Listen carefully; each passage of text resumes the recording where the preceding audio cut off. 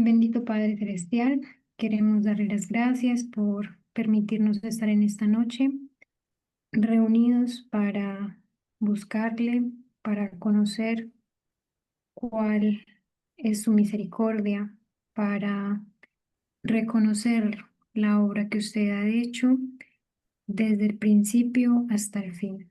Queremos darle las gracias por la vida de cada uno de los hermanos que hoy están aquí reunidos. Gracias porque después de un largo día usted ha, ha finalizado, Señor, este día dándonos vida, dándonos salud, permitiéndonos tener logros, permitiéndonos, Señor, sobre todo dedicar el tiempo necesario para buscarle.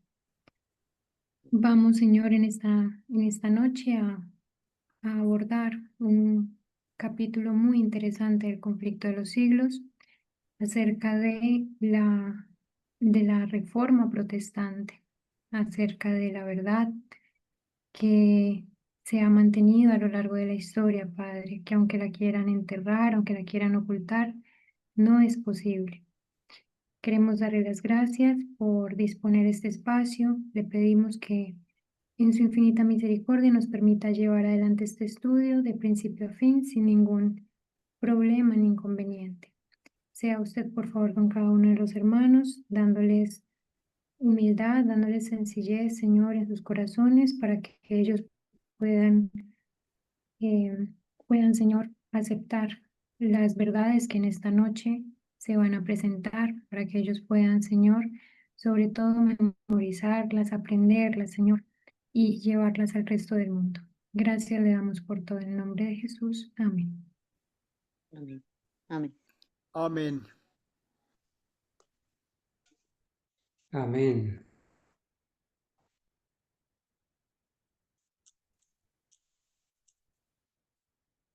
Buenas noches, hermanos. Espero estén muy bien. Hermanito Carlos, ¿me permite compartir, por favor? Ya mismo, Lolita. Gracias.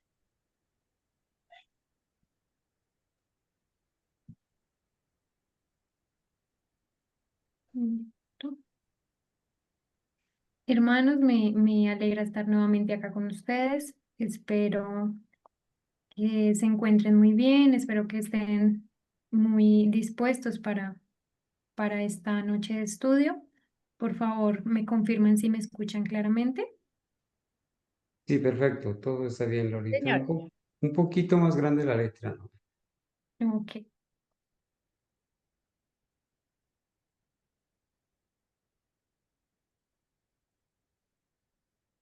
¿Ahí lo ven mejor? Ahí está bien. Ok, gracias. Ok. Bueno, hermanos, hoy eh, vamos a leer acerca de la obra que llevaron adelante los reformadores Hus y Jerónimo.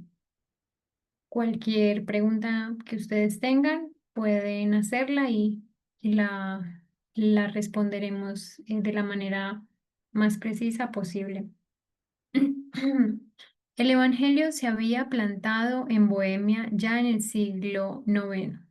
La Biblia fue traducida y el culto público se llevó a cabo en el idioma del pueblo. O sea, hermanos, recordemos que en los capítulos anteriores, acerca de los valdenses, acerca de Wycliffe, hemos podido rastrear en la historia cómo el acceso a la Biblia, o sea, cómo poder tener la Biblia en nuestras casas, poder leerla directamente, era algo que tanto los valdenses, bueno, los valdenses como los cristianos antiguos tenían dificultad en esto porque las Biblias no eran difundidas como lo son hoy en día. Hoy, gracias a la misericordia de Dios, gracias a la imprenta y todo esto, podemos tener Biblias en cantidad. Pero en ese momento no era así. Sin embargo, en este capítulo nos empieza diciendo que el panorama ya había cambiado. Hus y Jerónimo, el Evangelio se había plantado en Bohemia ya en el siglo IX. La Biblia fue traducida y el culto público se llevó a cabo en el idioma del pueblo, pero a medida que aumentaba el poder del Papa, la palabra de Dios se oscurecía. Gregorio VII, quien se había encargado de humillar el orgullo de los reyes, no estaba menos empeñado en esclavizar al pueblo, y en consecuencia se emitió una bula prohibiendo que el culto público se llevara a cabo en la lengua bohemia.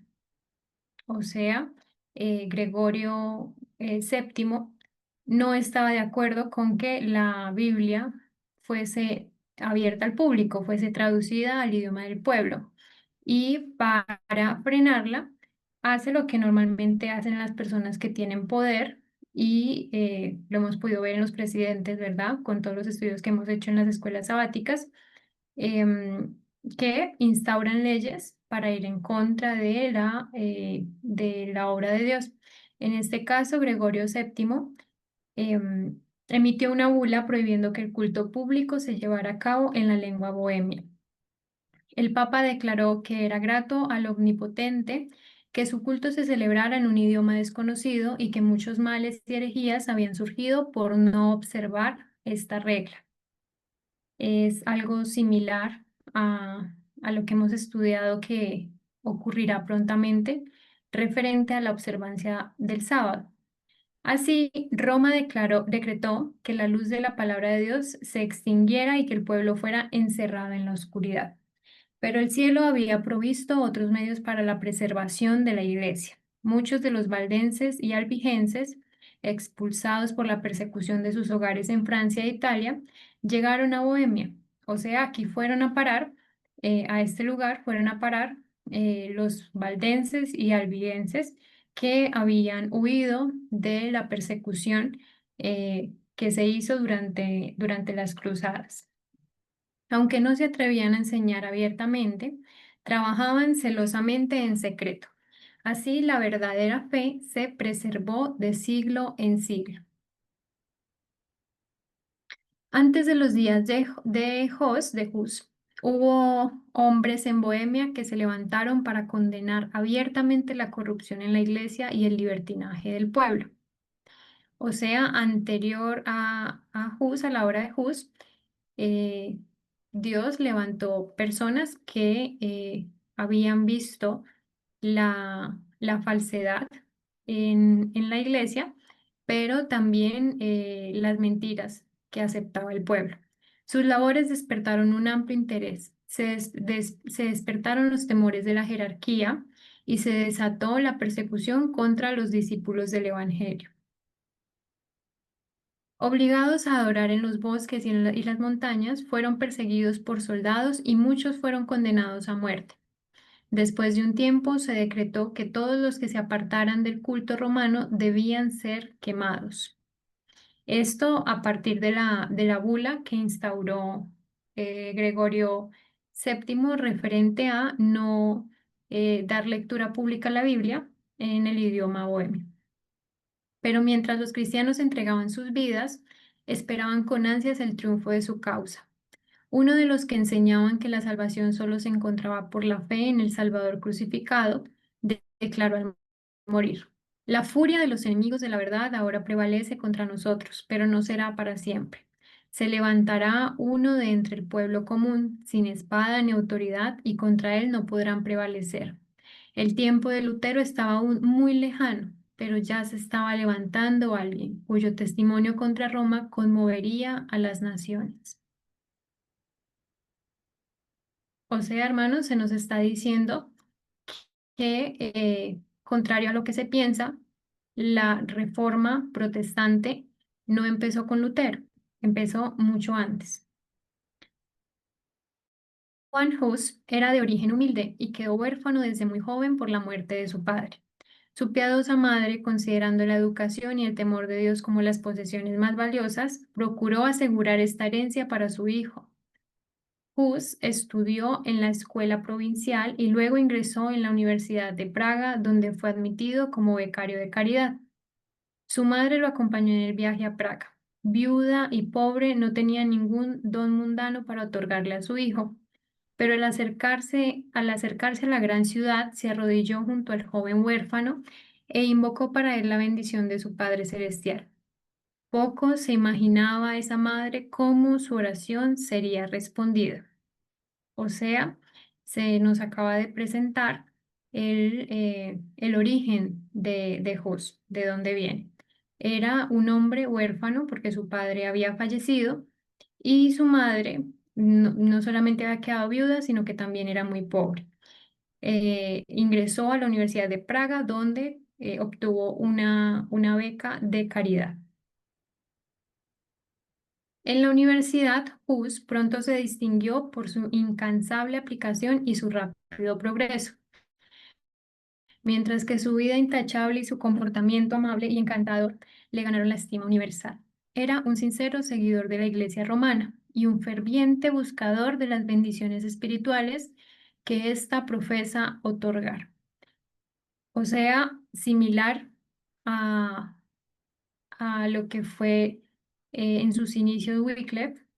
En este caso, Hus también compartía eh, su devoción hacia la iglesia romana. Entonces vamos a ver cómo Dios lo ha sacado del error y de la mentira. Con motivo de un jubileo, se confesó, pagó las últimas monedas de su escasa reserva y se unió a las procesiones para poder compartir la abstinencia prometida. Después de completar sus estudios universitarios, ingresó al sacerdocio y rápidamente, alcanzando la eminencia, se unió a la corte del rey. También fue nombrado profesor y posteriormente rector de la universidad donde había recibido su educación. O sea, avanzó muy rápido.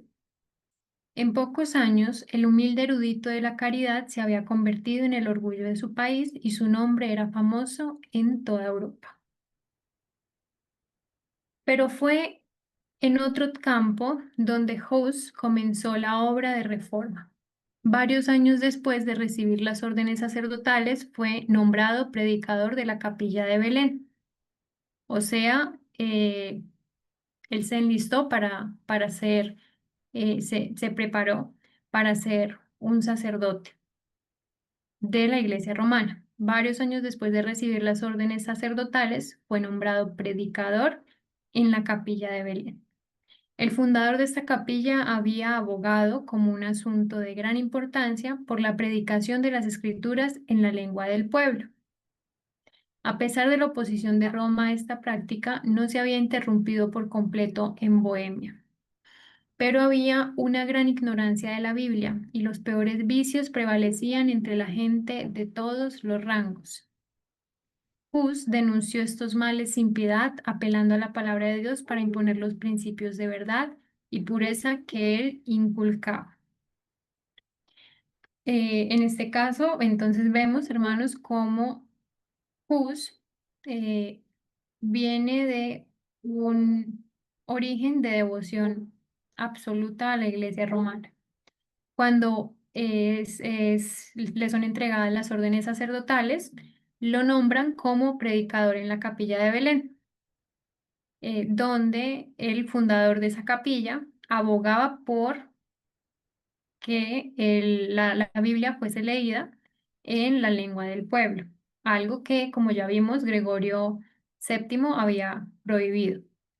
Y bueno, pese a esa oposición referente a leer la Biblia en la lengua del pueblo, Hus se había dado cuenta de la gran ignorancia acerca de la Biblia que había en el pueblo. Entonces, él denuncia esos males sin piedad, apelando a la palabra de Dios para imponer los principios de verdad y pureza que él inculcaba.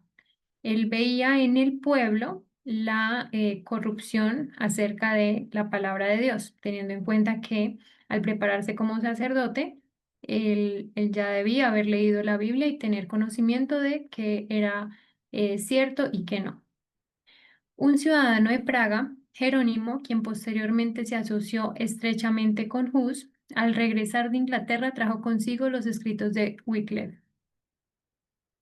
La reina de Inglaterra, que se había convertido a las enseñanzas de Wycliffe, Era una princesa de Bohemia y gracias a su influencia, las obras del reformador también circularon ampliamente en su país natal. Hus leyó estas obras con interés. Creía que su autor era un cristiano sincero y estaba acostumbrado a considerar con buenos ojos las reformas que defendía. Aunque no lo sabía, Hus ya había emprendido un camino que lo llevaría lejos de Roma.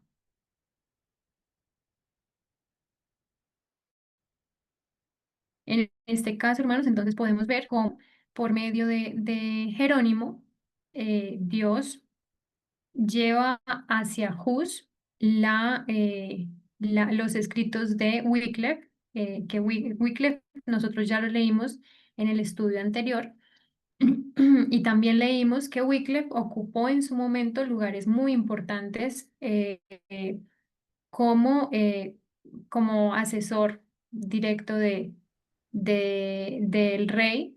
Entonces, en este caso, por medio de la obra de Wycliffe, se había convertido la reina de Inglaterra a las enseñanzas que hacía Wycliffe acerca de la apostasía de la iglesia. Y bueno, gracias a esas obras que trajo Jerónimo de Wycliffe, llegaron a manos de Hus y Hus eh, entendió, entendió, em, entendió al leer estas palabras que bueno, que las reformas que debían ser hechas en la iglesia eh, eran de vital interés. Sin embargo, pese a que, pese a que lo que Wycliffe, lo que Hus leía, eh, era, era era contrario, ¿no? A lo que, a las, ¿cómo decirlo? Era contrario a la devoción que él tenía por la iglesia romana. Sin embargo, Dios puso en el corazón de Hus agrado hacia estas cosas y empezó a hacer en el corazón de Hus una reforma que lo llevaría lejos de Roma. Por esta época llegaron a Praga dos extranjeros de Inglaterra, hombres de conocimiento, que habían recibido la luz y habían venido a difundirla en esta tierra lejana. Comenzaron con un ataque abierto a la supremacía del Papa y pronto fueron silenciados por las autoridades, pero al no estar dispuestos a renunciar a su propósito, recurrieron a otras medidas. Siendo artistas, además de predicadores, procedieron a ejercitar su habilidad. En un lugar abierto al público dibujaron dos imágenes. Una representaba la entrada de Cristo en Jerusalén, manso y sentado sobre un asno, y seguido por sus discípulos con ropas desgastadas por el viaje y con los pies descalzos. La otra imagen representaba una procesión pontificia. El Papa, ataviado con sus ricas vestiduras y triple corona, montado en un caballo magníficamente adornado, precedido por trompetistas y seguido por cardenales y prelados con una deslumbrante vestimenta. Si ustedes, hermanos, se imaginan lo que, o sea, aquí en estas lecturas son muy precisas, ¿no? Borracha. ¿Alguna hermana hizo una intervención? ¿No? Bueno. Si ustedes se imaginan, hermanos, esta escena debe ser algo de mucho contraste. Ver una imagen que representaba la entrada de Cristo en Jerusalén, manso y sentado sobre su asno, comparado a los atavios y, y como riquezas materiales en la procesión pontificia. Este fue un sermón que captó la atención de todas las clases sociales. Las multitudes se congregaron para contemplar los dibujos. Nadie podía dejar de leer la moraleja y muchos quedaron profundamente impresionados por el contraste entre la mansedumbre y la humildad de Cristo, el Maestro, y el orgullo y la arrogancia del Papa, su siervo profeso.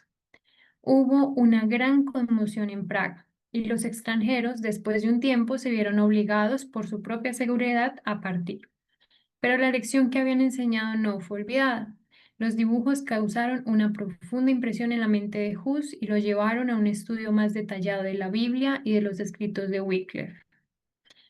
O sea, hermanos, ya leímos que por medio de Jerónimo llegaron los escritos de Wycliffe a Hus.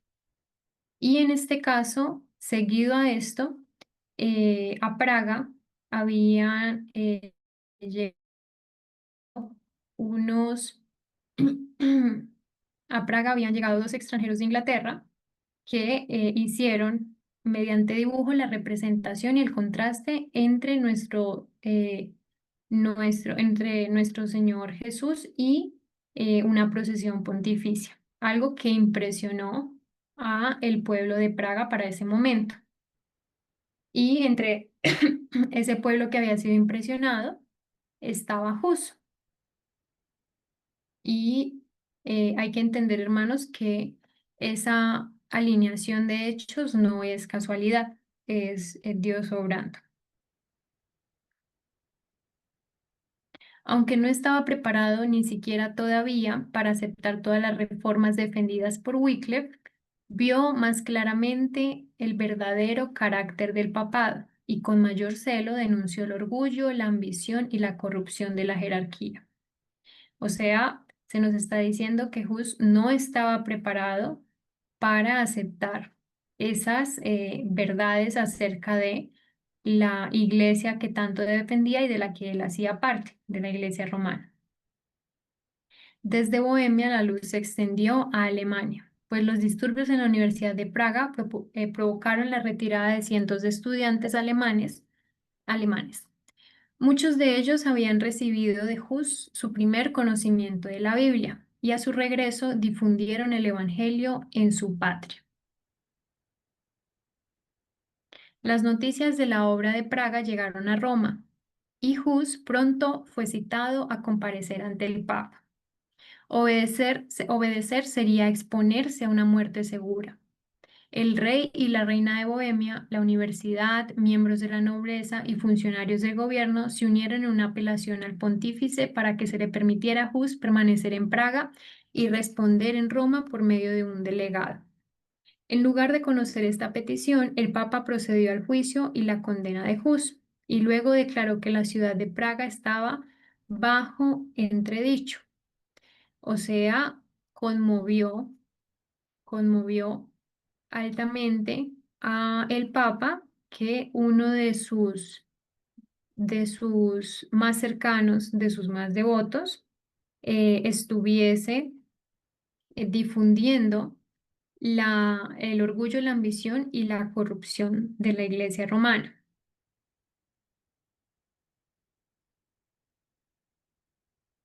En esa época, esta sentencia, siempre que se pronunciaba, creaba una alarma generalizada. Las ceremonias que la acompañaban eran muy adecuadas para infundir terror en un pueblo que consideraba al Papa como el representante de Dios mismo, que tenía las llaves del cielo y del infierno y que poseía el poder de invocar juicios tanto temporales como espirituales.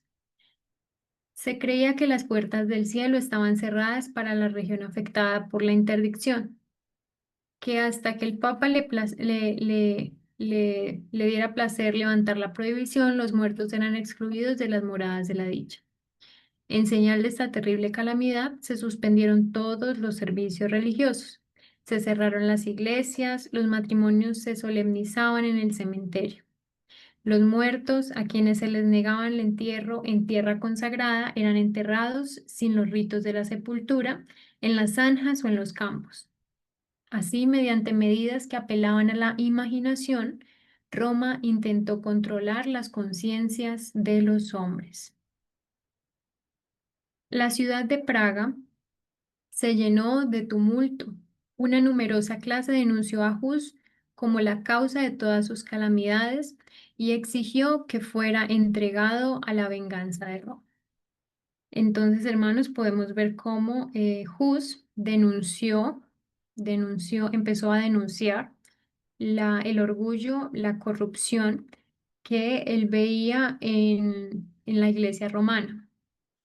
Y esto no agradó a la ciudad de Praga. En su lugar, en medio de la situación por la que estaba atravesando esta ciudad, se buscó un culpable y se encontró, sí, ellos encontraron a Hus como culpable de sus calamidades por ir en contra de Roma.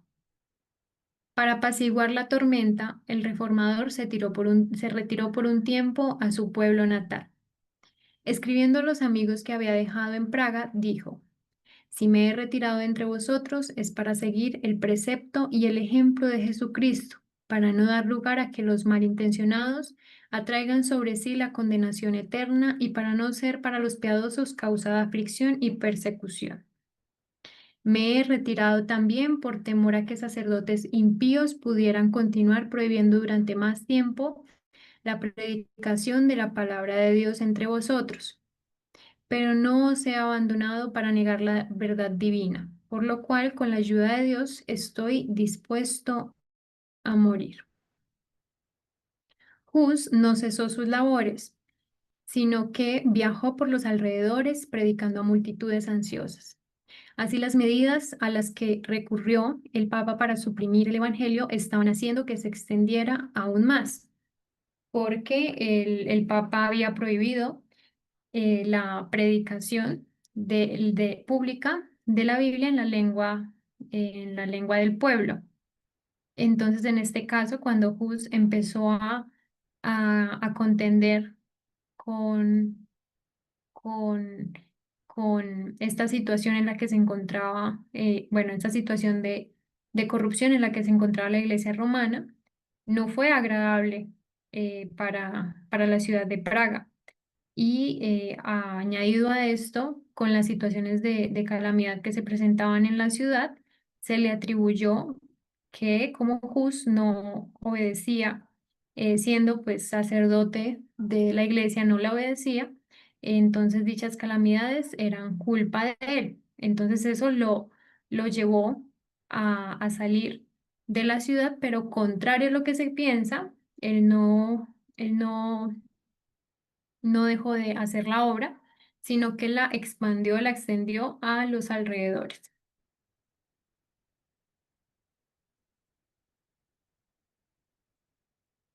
No podemos hacer nada contra la verdad, sino a favor de la verdad.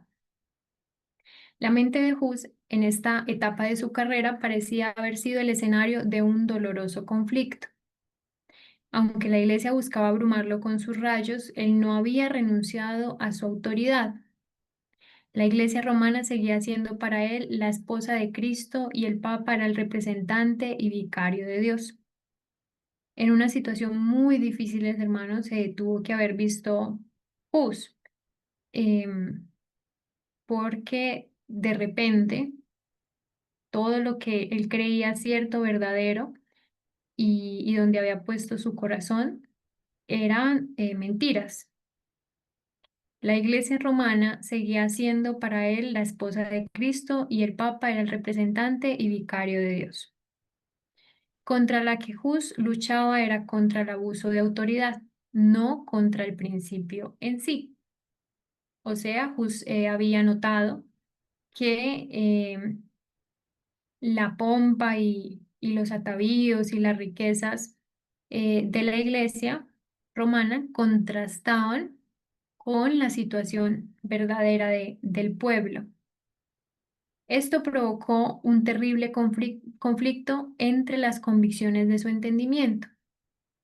Se estaba librando, hermanos, una batalla entre el bien y el mal en la mente de Hus y las exigencias de su conciencia. Si la autoridad era justa e infalible como él creía, ¿cómo es posible que se sintiera obligado a desobedecerla? O sea, eh, si era justa la iglesia romana, ¿por qué él no estaba de acuerdo con cómo la iglesia estaba obrando? ¿Cómo es posible, bueno, que se sintiera obedecer, veía, era pecar? Pero ¿por qué la obediencia a una iglesia infalible, o sea, no puede faltar, debía conducir a tal problema. Este era el problema que no podía resolver. Esta era la duda que lo torturaba horas tras horas, hora tras hora. La aproximación más cercana a una solución que pudo encontrar fue que había sucedido de nuevo, como una vez antes en los días del Salvador, que los sacerdotes de la iglesia se había convertido se habían convertido en personas malvadas y usaban su autoridad legal para fines ilegales. Esto lo llevó a adoptar para su propia guía y a predicar a otros para la suya. La máxima de que los preceptos de las Escrituras, transmitidos a través del entendimiento, deben gobernar la conciencia. En otras palabras, que Dios hablando en la Biblia y no la Iglesia hablando a través del sacerdocio, es la única guía infalible. Qué gran verdad, hermanos, le permitió Dios ver a Hus. Lo tomó de lo más hondo y devoto de la Iglesia romana. Era un sacerdote y él intentó comprender en su justicia propia cómo era posible que si esa iglesia romana a la que él tenía devoción era justa, por qué ocurría eh, que él no se sentía dispuesto a obedecerla y acatar lo que ésta exigía. Entonces, en su lugar, Dios le mostró que como el ejercicio de que la iglesia hable a través del sacerdote, el ejercicio, no, el principio de la iglesia romana, de que la iglesia hablando a través del sacerdocio no era correcto, porque la iglesia romana no es infalible. En este caso, Hus aprendió que es únicamente Dios hablando en la Biblia.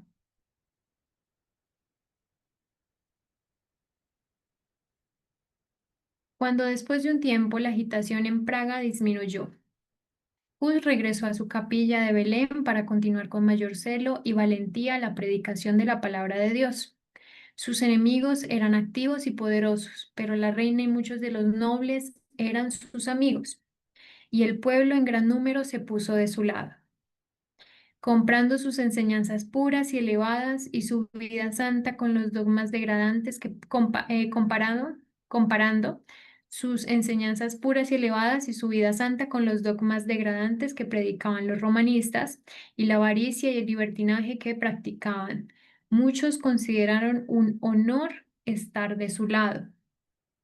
Hasta entonces, Hus había estado solo en sus labores, pero ahora Jerónimo, quien mientras estaba en Inglaterra había aceptado las enseñanzas de Wycliffe, se unieron en la obra de la Reforma. No estaba ya solo Hus, sino que se unió a Jerónimo para acercarse a Dios, para poder entender, leer y, y en compañía conocer la verdad que había detrás de los escritos de Wycliffe. Los dos estuvieron unidos en adelante en sus vidas y en la muerte no se separarían. La brillantez del genio, la elocuencia y el conocimiento, dones que ganaban el favor popular, eran poseídos en grado preeminente por Jerónimo, pero en aquellas cualidades que constituyen la verdadera fuerza de carácter, Hus era el mayor. O sea, Jerónimo era un hombre muy brillante, pero Hus tenía más determinación. Su juicio sereno sirvió como freno al espíritu impulsivo de Jerónimo, quien con verdadera humildad percibió su valor y cedió a sus consejos. Bajo sus labores unidas, la reforma se extendió más rápidamente.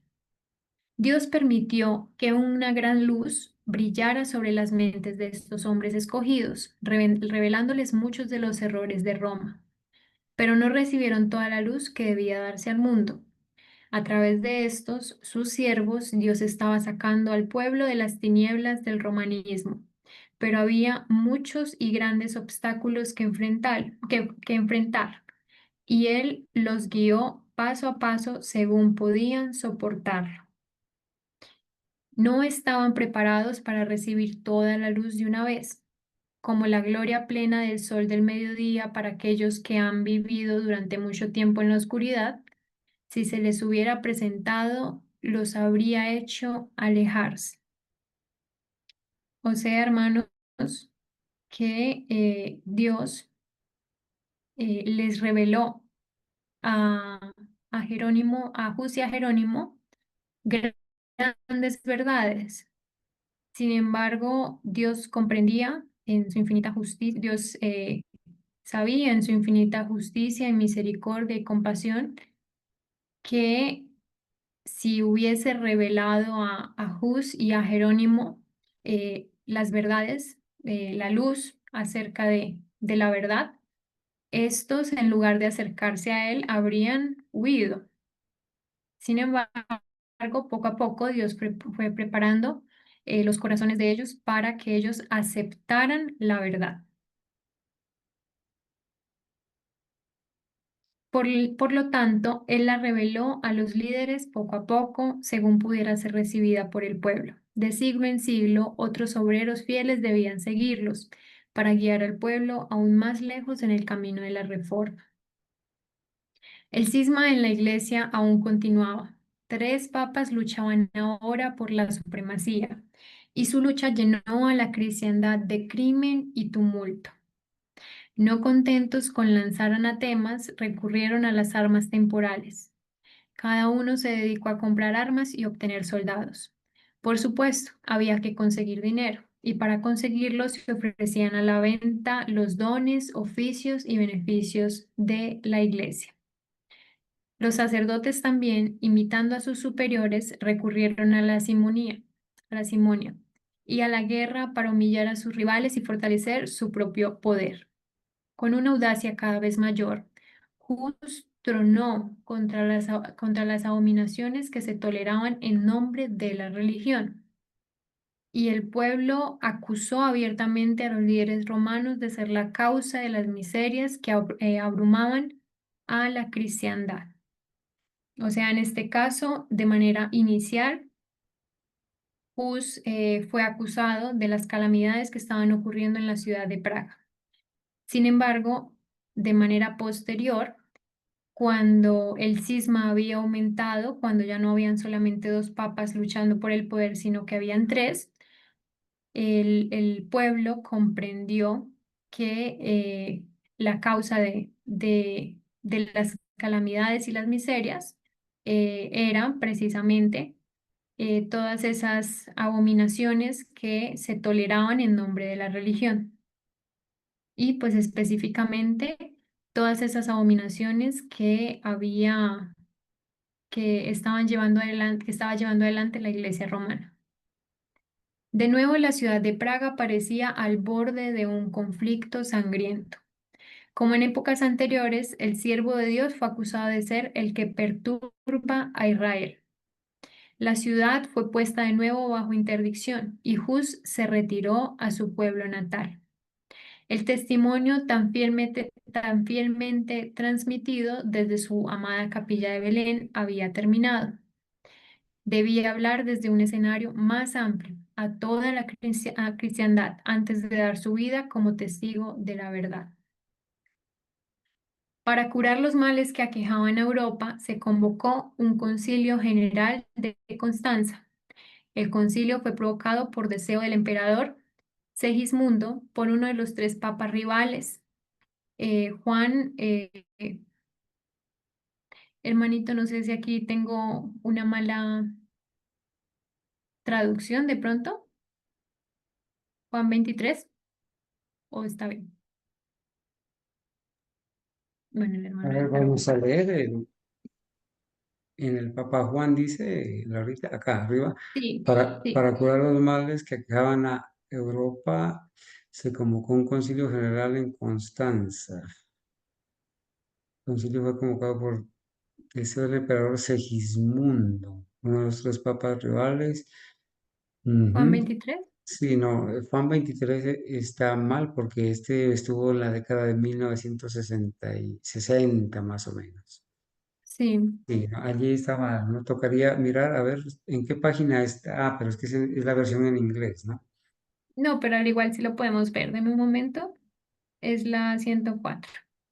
En la De la página en traducción es inglés, en la 104. 104. A ver, vamos, perdón, Ah, ¿dónde bueno, está? aquí Podemos dice, agrandar. sí, mire Juan que dice Juan 23, 23. pero Lo no. ven claro Allí acá. en el texto en inglés dice Juan 23, Sí, pero no corresponde a la época, ¿no? Debe haber un error. sí, Juan 23. Juan 23 estuvo en el pontificado por la década de 1960. sí, 60. hermano. Bueno, vamos a continuar y ya luego revisamos ese error. Bueno. Bueno, La demanda de un concilio había estado lejos de ser bien recibida por el Papa, cuyo carácter y política difícilmente soportaban la investigación, incluso por prelados tan laxos en moral como los eclesiásticos de aquellos tiempos. Sin embargo, no se atrevió a oponerse a la voluntad de Segismundo. Los principales objetivos que debía cumplir el concilio era sanar el cisma en la Iglesia y erradicar la herejía. Por lo tanto, los dos antipapas fueron convocados a comparecer ante él, así como el principal propagador de las nuevas opiniones, Juan Hus. Los primeros, considerando su propia seguridad, no asistieron en persona, sino que fueron representados por sus delegados.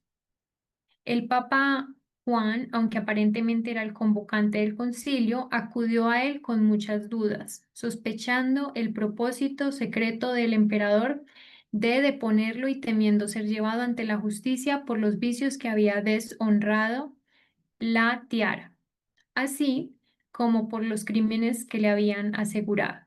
Sin embargo, hizo su entrada en la ciudad de Constanza con gran pompa, acompañado por eclesiásticos del más alto rango y seguido por un séquito de cortesanos. Todo el clero y los dignatarios de la ciudad, con una inmensa multitud de ciudadanos, salieron a darle la bienvenida. Sobre su cabeza había un dosel dorado llevado por cuatro de los principales magistrados.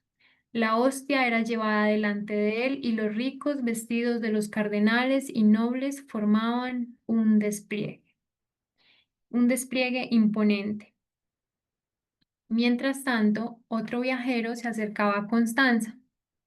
Hus era consciente de los peligros que lo amenazaban. Se separó de sus amigos como si nunca fuera a volver a verlos y continuó su viaje sintiendo que lo llevaba a la hoguera.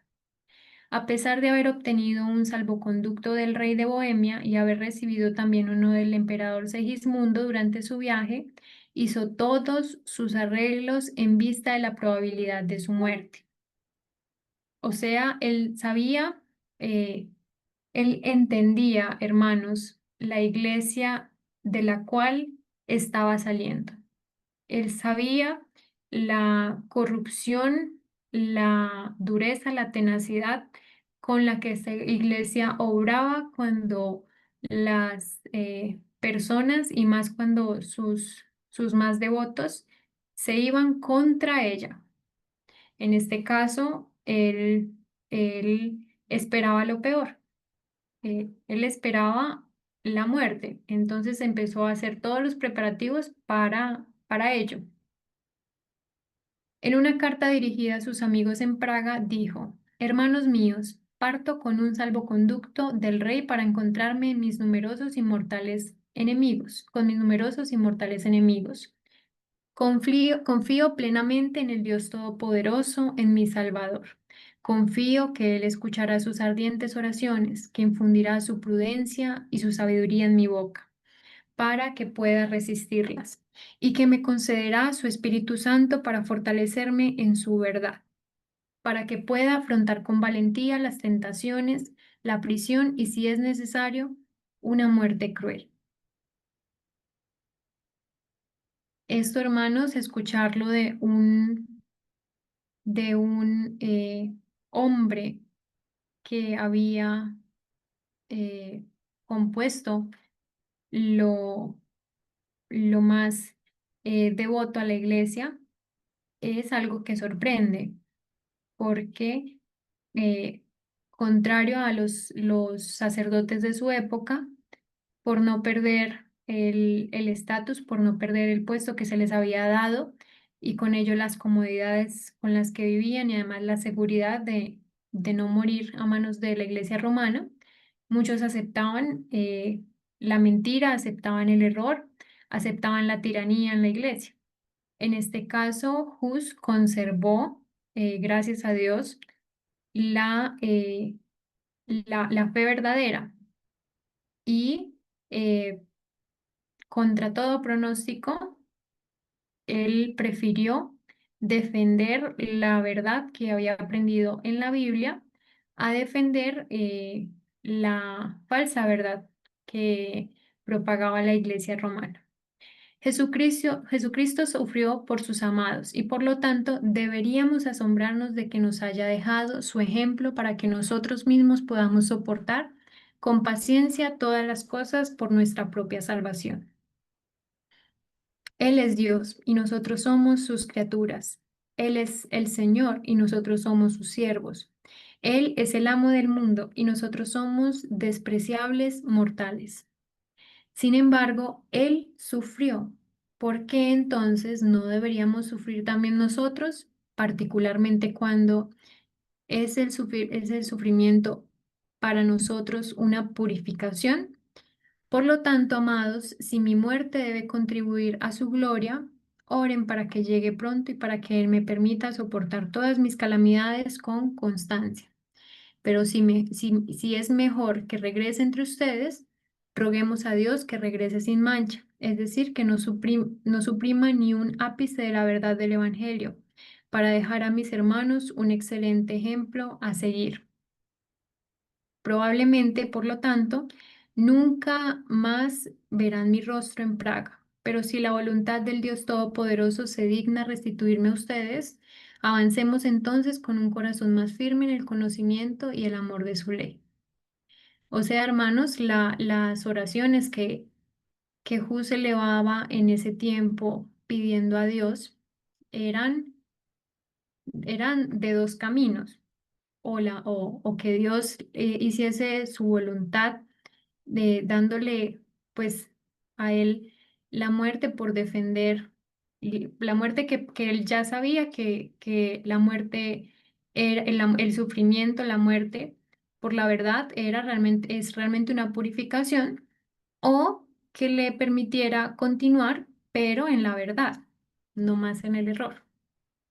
En otra carta a un sacerdote que había convertido en discípulo del Evangelio, Hus habló con profunda humildad de sus propios errores, acusándose a sí mismo de haber sentido placer en usar ropas lujosas y haber desperdiciado horas en ocupaciones frívolas. Es más que claro, hermanos, que el Espíritu Santo tocó el corazón de Hus, porque cuando uno se convence de la maldad, del pecado y del error que ha cometido, no es por mérito propio, es porque el Espíritu Santo, por misericordia de Dios, ha tocado nuestro corazón. En este caso, Hus se sintió, conmovido porque en su momento, cuando era sacerdote, cuando pertenecía a lo más hondo y alto de la iglesia, había sentido placer en usar ropas lujosas y haber desperdiciado horas en ocupaciones frívolas.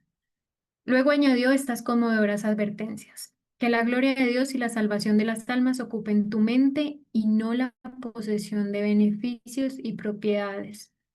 Cuídate de adornar tu casa más que tu alma y sobre todo cuida del edificio espiritual. Sé piadoso y humilde con los pobres y no consumas tus bienes en festines. Si no enmiendas tu vida y te abstienes de las superfluidades, me temo que serás severamente castigado, como yo mismo. Conoces mi doctrina porque has recibido mis instrucciones desde tu infancia. Esto, hermanos, es algo que Hus le había escrito a uno de los sacerdotes que gracias a él, gracias a Dios por medio de él, se había convertido al evangelio que le estaba predicando. Entonces Hus le está dando una amonestación, un llamamiento. Conoces mi doctrina porque has recibido mis instrucciones desde tu infancia. Por lo tanto, es inútil que te escriba más, pero te conjuro por la gracia de nuestro Señor que no me imites en ninguna de las vanidades en las que me has visto caer. Debió de haber sido muy duro para Hus entender que con los errores que él cometió, no solamente se había perdido él, sino que se habían perdido con él muchos más. En la portada de la carta añadió: Te conjuro, amigo mío, que no rompas este sello hasta que tengas la certeza de que estoy muerto. En su viaje, Hus vio por todas partes indicios de la difusión de sus doctrinas y del favor con que se consideraba su causa. El pueblo acudía en masa a su encuentro y en algunas ciudades los magistrados lo acompañaban por sus calles. Al llegar a Constanza, a Hus se le concedió plena libertad. Al salvoconducto del emperador se añadió una garantía personal de protección por parte del Papa. Pero en violación de estas solemnes y repetidas declaraciones, el reformador fue arrestado en poco tiempo por orden del Papa y los cardenales y arrojado a una mazmorra repugnante. Más tarde fue trasladado a un fuerte castillo al otro lado del Rin y allí lo mantuvieron prisionero. El Papa, aprovechando poco su perfidia, fue poco después encarcelado en la misma prisión. Se había demostrado ante el concilio que era culpable de los crímenes más viles, además de asesinato, simonía y adulterio, pecados que no merecen ser nombrados. Así lo declaró el propio concilio y finalmente fue privado de la tiara y encarcelado. Los antipapas también fueron depuestos y se eligió un nuevo pontífice. O sea, hermanos, al mismo lugar al que fue llevado, encarcelado Hus, allí mismo fue puesto, sí, eh, el Papa cuando se demostró los asesinatos y todas las cosas horribles que había cometido. Ahorita Sí, hermano. aclaremos un poquito eso del Papa Juan 23. Ok. Por favor, tenga en cuenta la página donde va y ubiquémonos en el párrafo donde dice, mientras tanto un gran cisma asolaba la iglesia.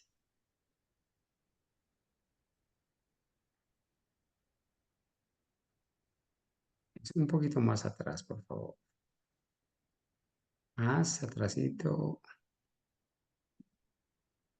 ¿El cisma de la iglesia han continuado? Atrás un poquito. Mientras tanto, despacito.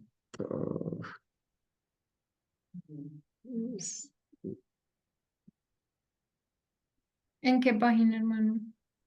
Bueno, es que como estamos, Sí, con la traducción. sí, Creo que es esta de acá abajo. la que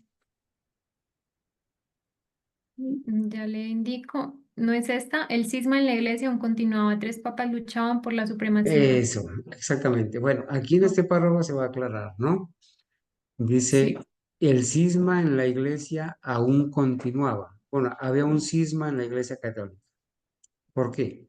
Tres papas luchaban ahora por la supremacía. O sea, Ujú. habían tres papas que estaban peleando por el trono. Ese era el cisma. Y uno de esos se llamaba Juan 23, que era antipapa. O sea, se oponía al papa de la época. ¿Sí? Y por eso Sí. dice, tres papas luchaban ahora por la supremacía y su lucha llenó a la cristiandad de crimen y tumulto.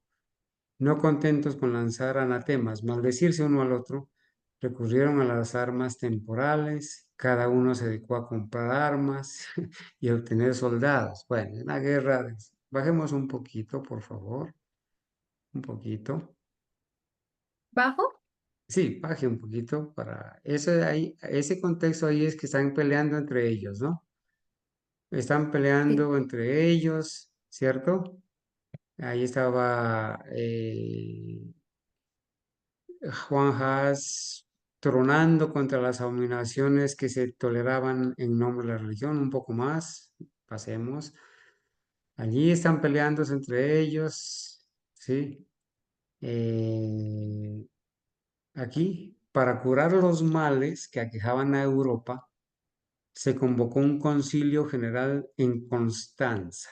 Ahí ahí está la clave. Ya sabemos, hay tres papas peleándose entre ellos, peleando por el trono, el uno oponiéndose al otro, y entonces dice, el concilio de Constanza fue convocado por deseo del emperador Segismundo, por uno de los tres papas rivales, Juan 23. Entonces, ese Juan 23 era un papa rival, era un Mm, antipapa. La oh. demanda de un concilio había estado lejos de ser bien recibida por el Papa Juan. Bueno, mm, cuando uno averigua un poquito sobre el concilio de Constanza, dice, el concilio de Constanza fue convocado por el antipapa Juan 23 en diciembre de 1413.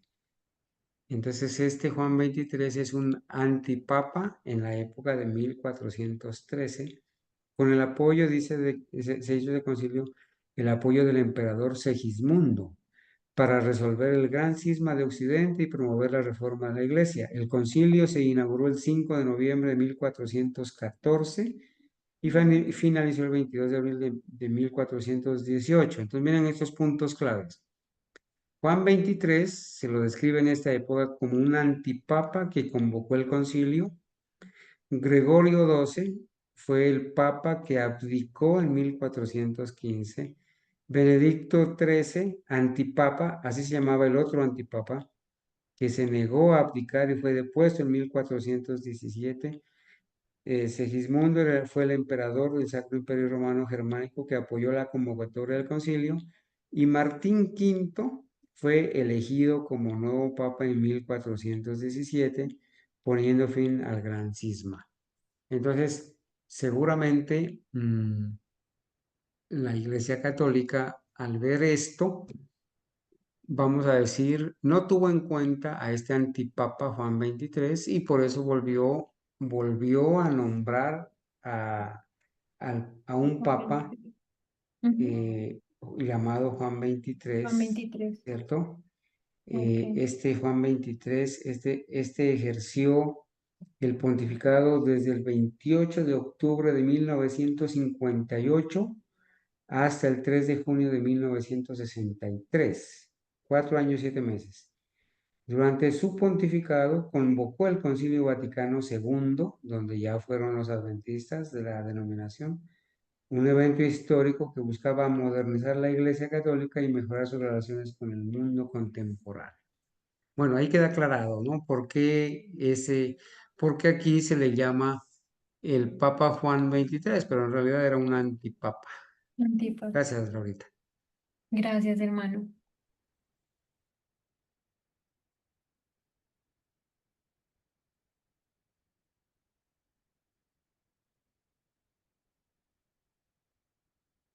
Aunque el propio Papa había sido culpable de crímenes mayores que los que Hus jamás había imputado a los sacerdotes y por los cuales había exigido una reforma, el mismo concilio que degradó al pontífice procedió a aplastar al reformador.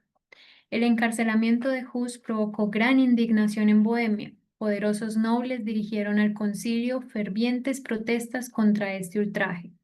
El emperador, que se resistía a permitir la violación de un salvoconducto, se opuso a los procedimientos en su contra, pero los enemigos del reformador eran malignos y decididos. Apelaron a los prejuicios del emperador, a sus temores, a su celo por la iglesia. Presentaron argumentos extensos para demostrar que no se debe mantener la fe con los herejes ni con personas sospechosas de herejía, aunque se les proporcionen salvoconductos del emperador y los reyes. Así prevalecieron, así prevalecieron, debilitado por la enfermedad y el encarcelamiento, pues el aire húmedo y fétido de su mazmorra le había provocado una fiebre que casi acaba con su vida. Hus fue finalmente llevado ante el consejo. Cargado con cadenas, se presentó en presencia del emperador, cuyo honor y buena fe habían prometido proteger. Durante su largo juicio, mantuvo firmemente la verdad y en presencia de los dignatarios reunidos en la iglesia, de la iglesia y el Estado, pronunció una protesta solemne y fiel contra las corrupciones de la jerarquía.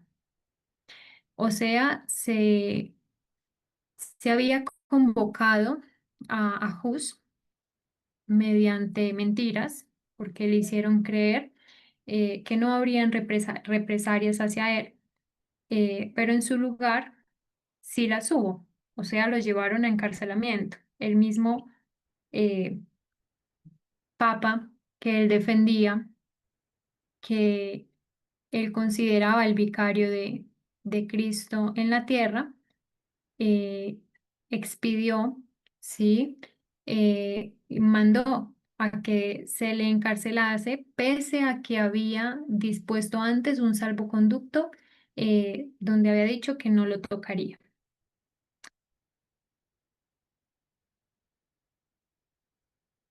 Cargado con cadenas, se presentó en presencia del emperador, cuyo honor y buena fe habían prometido protegerlo. Durante su largo juicio mantuvo firmemente la verdad y en presencia de los dignatarios reunidos de la Iglesia y el Estado pronunció una protesta solemne y fiel contra las corrupciones de la jerarquía. Cuando se le pidió que eligiera si se retractaría de sus doctrinas o sufriría la muerte, aceptó el destino del mártir. La gracia de Dios lo sostuvo. Durante las semanas de sufrimiento que transcurrieron antes de su sentencia final, la paz del cielo llenó su alma. Escribió, escribo esta carta, le dijo un amigo, en mi prisión y con la mano encadenada, esperando mi sentencia de muerte mañana, cuando con la ayuda de Jesucristo nos volvamos a encontrar en la paz de las delicias de la vida futura. Aprenderás cuán misericordioso se ha mostrado Dios conmigo, cuán eficazmente me ha apoyado en medio de mis tentaciones y pruebas. En la penumbra de su calabozo, previó el triunfo de la verdadera fe. Al regresar en sueños a la capilla de Praga donde había predicado el Evangelio, vio al Papa y a sus obispos borrando las imágenes de Cristo que había pintado en sus paredes. Esta visión lo angustió, pero el día siguiente vio a muchos pintores ocupados en restaurar estas figuras en mayor número y con colores más brillantes. Tan pronto como terminaron su tarea, los pintores, que estaban rodeados por una inmensa multitud, exclamaron: "Que vengan los papas y los obispos, nunca más las borrarán", dijo el reformador al relatar su sueño. Sostengo esto con certeza: la imagen de Cristo nunca será borrada. Han querido destruirla, pero será pintada de nuevo en todos los corazones por predicadores mucho mejores que yo. Por última vez, bueno, hermanos, y sobre esta visión que tuvo Hus mientras estaba encarcelado, eh, fue para él un gran aliento haber visto que la obra no terminaba con él, sino que iba a continuar. Por última vez, Hus fue llevado ante el concilio. Era una asamblea vasta y brillante. El emperador, los príncipes del imperio, los diputados reales, los cardenales, obispos y sacerdotes, y una inmensa multitud que había acudido como espectadores de los acontecimientos del día. De todas partes de la cristiandad se habían reunido los testigos de este primer gran sacrificio en la larga lucha por la que se aseguraría la libertad de conciencia. Al ser llamado a tomar su decisión final, Hus declaró su negativa a abjurar y fijando su mirada penetrante en el monarca cuya palabra empeñada había sido violada tan descaradamente, declaró: He decidido, por mi propia voluntad, comparecer ante este concilio bajo la protección pública y la fe del emperador aquí presente. Un profundo rubor tiñó el rostro de Segismundo cuando las miradas de todos los presentes en la asamblea se volvieron hacia él. Pronunciada la sentencia, comenzó la ceremonia de degradación. Los obispos vistieron a su prisionero con el hábito sacerdotal y mientras tomaba la túnica sacerdotal, dijo: Nuestro Señor Jesucristo fue cubierto con una túnica blanca a modo de insulto, cuando Herodes lo hizo llevar ante Pilato. Siendo exhortado de nuevo a retractarse, respondió, volviéndose hacia el pueblo: ¿Con qué rostro entonces debo contemplar los cielos? ¿Cómo debo mirar a esas multitudes de hombres a quienes he predicado el Evangelio puro? No, estimo su salvación más que este pobre cuerpo ahora condenado a muerte. Las vestimentas fueron retiradas una por una y cada obispo pronunció una maldición mientras realizaba su parte de la ceremonia. Finalmente le pusieron en la cabeza una gorra o mitra piramidal de papel en la que estaban pintadas espantosas figuras de demonios con la palabra archi-hereje visible al frente. Con mucho gozo, dijo Hus, llevaré esta corona de vergüenza por ti, oh Jesús, que por mí llevaste una corona de espinas. Cuando estuvo así vestido, los prelados dijeron: Ahora consagramos tu alma al diablo. Y yo, dijo Juan Hus, alzando los ojos al cielo, encomiendo mi espíritu en tus manos, oh Señor Jesús, porque me has redimido. Ahora fue entregado a las autoridades seculares y conducido al lugar de ejecución. Le siguió una inmensa procesión, cientos de hombres armados, sacerdotes y obispos con sus costosas túnicas y los habitantes de Constanza. Cuando fue atado a la hoguera y todo estaba listo para encender el fuego, el mártir fue exhortado una vez más a salvarse renunciando a sus errores. ¿A qué errores? Dijo Hus. Debo renunciar. No me conozco culpable de ninguno. Pongo a Dios por testigo de que todo lo que he escrito y predicado ha sido con el fin de rescatar almas del pecado y la perdición. Y por lo tanto, con gran gozo confirmaré con mi sangre esa verdad que he escrito y predicado. Cuando las llamas se encendieron a su alrededor, comenzó a cantar: Jesús, hijo de David, ten misericordia de mí. Y así continuó hasta que su voz se silenció para siempre. Incluso sus enemigos quedaron impresionados por su porte heroico. En ningún momento, hermanos, Hus se retractó. Un celoso papista, describiendo el martirio de Hus y de Jerónimo, quien murió poco después, dijo: Ambos se mantuvieron firmes en su ánimo cuando se acercaba su última hora. Se prepararon para el fuego como si fueran a un banquete de bodas. No emitieron ningún grito de dolor. Cuando las llamas se elevaron, comenzaron a cantar himnos y la vehemencia del fuego apenas pudo detener su canto. Cuando el cuerpo de Hus fue completamente consumido, Sus cenizas, con la tierra sobre la que reposaban, fueron recogidas hacia el este, hacia el Rin, y así llevadas hasta el océano. Sus perseguidores imaginaron vanamente que habían desarraigado las verdades que predicaba. Pocos soñaron que las cenizas llevadas ese día al infierno serían como semillas esparcidas por todos los países de la tierra, que en tierras aún desconocidas darían abundante fruto en testigos de la verdad. La voz que había hablado en la sala del concilio de Constanza había despertado ecos que se escucharían a través de todas las épocas venideras. Hus ya no existía, pero las verdades por las que murió nunca podrían perecer. Su ejemplo de fe y constancia animaría a multitudes a mantenerse firmes por la verdad frente a la tortura y la muerte. Su ejecución había exhibido al mundo entero la pérfida crueldad de Roma. Los enemigos de la verdad, aunque no lo sabían, habían estado promoviendo la causa que en vano buscaban destruir. Se iba a erigir otra estaca en Constanza. La sangre de otro testigo debía testificar por la verdad. Jerónimo, al despedirse de Hus en su partida al concilio, lo había exhortado a tener valor y firmeza, declarando que si caía en algún peligro, él mismo acudiría en su ayuda. Al enterarse del encarcelamiento del reformador, el fiel discípulo se preparó de inmediato para cumplir su promesa. Sin salvoconducto, partió con un solo compañero hacia Constanza. Al llegar allí, se convenció de que solo se había expuesto al peligro sin posibilidad de hacer nada por la liberación de Hus. Huyó de la ciudad, pero fue arrestado en el viaje de regreso y traído de vuelta cargado de grilletes y bajo la custodia de una banda de soldados.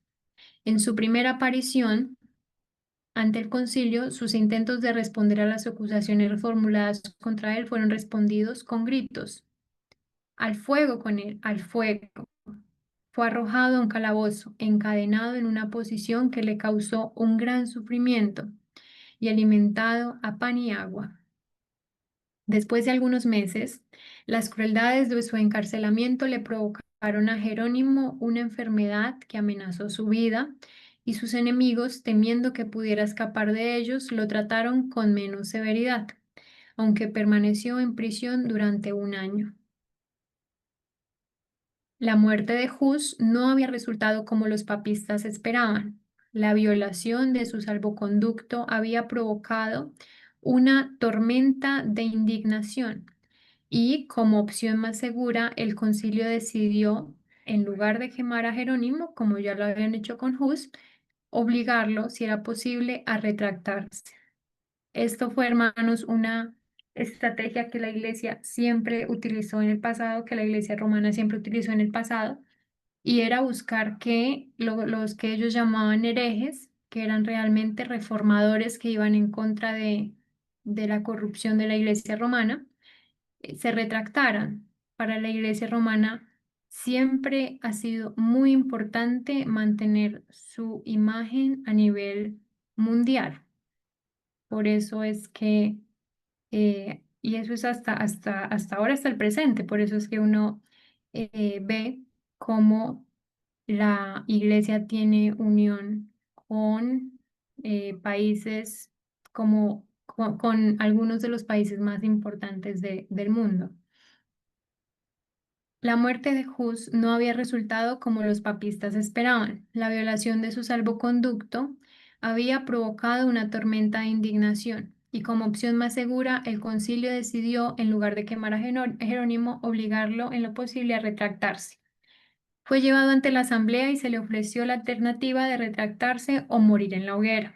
La muerte al principio de su encarcelamiento habría sido una misericordia en comparación con los terribles sufrimientos que había padecido. Pero ahora, debilitado por la enfermedad, por los rigores de su prisión y la tortura de la ansiedad y la incertidumbre, separado de sus amigos y descorazonado por la muerte de Hus, la fortaleza de Jerónimo cedió y consintió en someterse al concilio. Se comprometió a adherirse a la fe católica y aceptó la decisión del concilio de condenar las doctrinas de Wycliffe y Hus, exceptuando, sin embargo, las santas verdades que habían, de condenar las doctrinas de Wycliffe y Hus, exceptuando, sin embargo, las santas verdades que habían enseñado.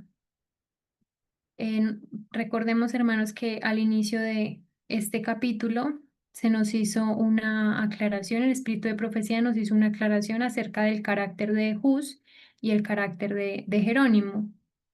Se nos dijo que Jerónimo era un hombre muy inteligente, muy conocedor. Y se nos dijo que Hus, por el contrario, era un hombre que tenía mucha fuerza en su carácter. Entonces, hermanos, eh, podemos ver con claridad que pueden ser muchos los conocimientos que nosotros tengamos, sabernos la Biblia desde el principio hasta el fin, pero si no tenemos un carácter que ha sido purificado, que ha sido santificado por el cielo, una fuerza en el carácter, fortaleza en nuestro carácter, nada hacemos. En este caso se nos presenta que Jerónimo, en medio de su encarcelamiento, de sus aflicciones físicas, de su dolor, de su enfermedad, él decidió ceder y aceptar el concilio, negando las enseñanzas, o sea, retractándose, que era al final lo que la Iglesia romana quería, negando las enseñanzas de Wycliffe y de Hus. Con este expediente, Jerónimo intentó silenciar la voz de su conciencia y escapar de su destino, pero en la soledad de su mazmorra vio más claramente lo que había hecho. Pensó en el coraje y la fidelidad de Hus y en contraste reflexionó sobre su propia negación de la verdad. Pensó en el divino Maestro a quien se había comprometido a servir y que por él soportó la muerte en la cruz. Antes de retractarse, había encontrado consuelo en medio de todos sus sufrimientos en la seguridad del favor de Dios. Pero ahora el remordimiento y la duda torturaban su alma. Sabía que aún debía retractarse antes de poder estar en paz con Roma.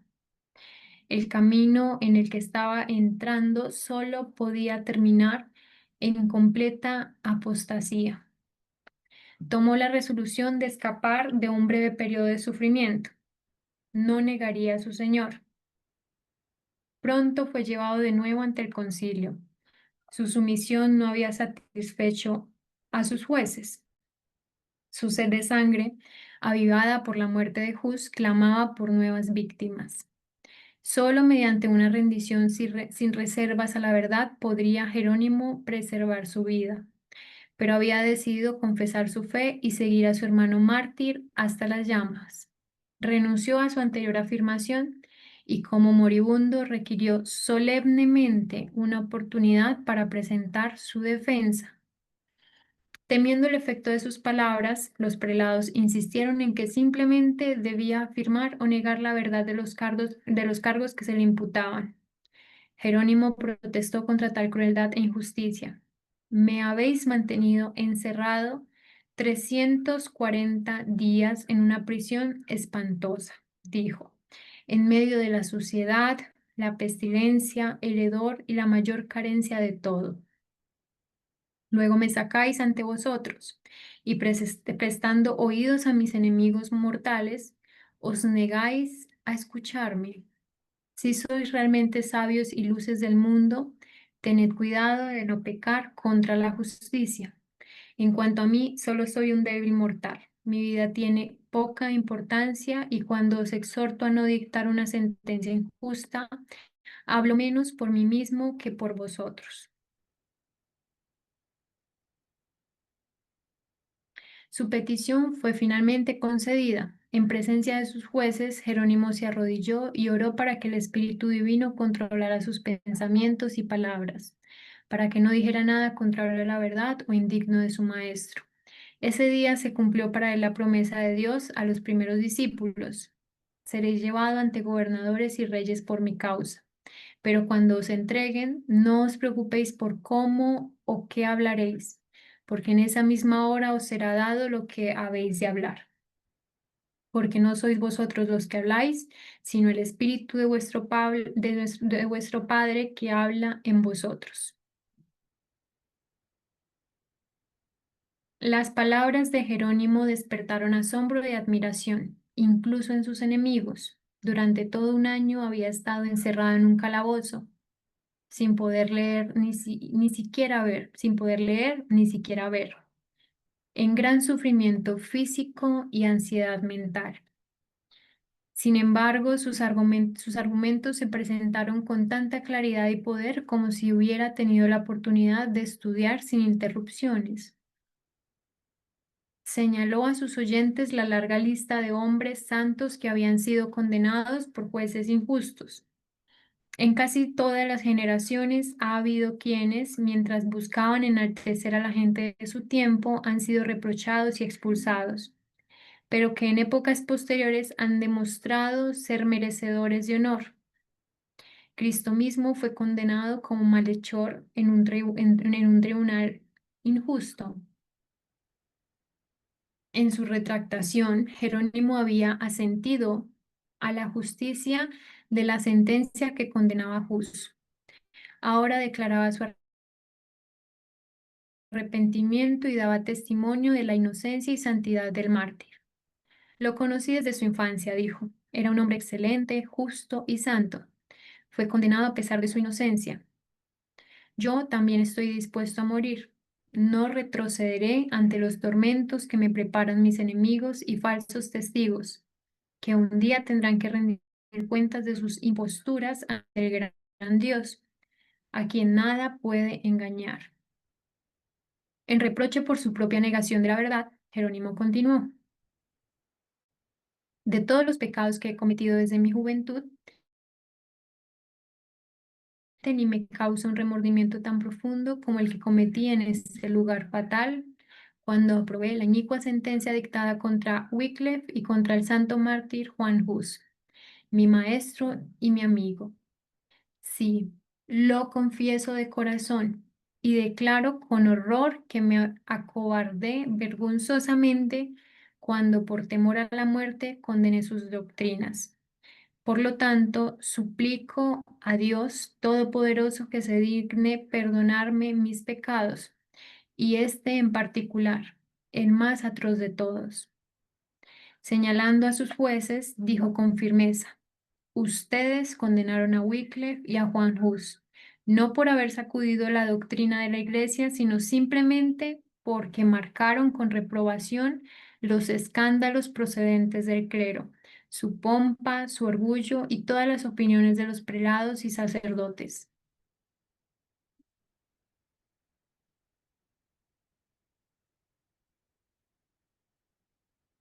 Las cosas que ellos han afirmado y que son irrefutables, yo también pienso y declaro como ellos. Sus palabras fueron interrumpidas.